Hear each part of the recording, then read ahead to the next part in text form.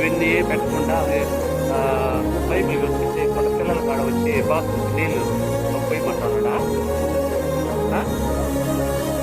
ఏం చేయాలి?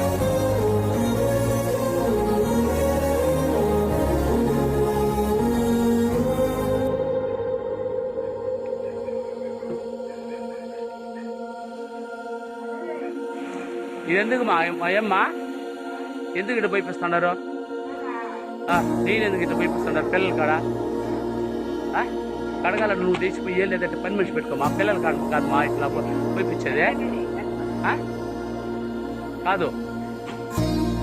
పెట్టకుండా కాదు మా రాలేదంటే నువ్వు చేయాలి, లేదంటే వచ్చి పని మనిషి పెట్టుకోండి మా కూలి మనిషి. పిల్లల కాడ వచ్చి బాత్రూమ్ గడిగిస్తూ ఉంటారా?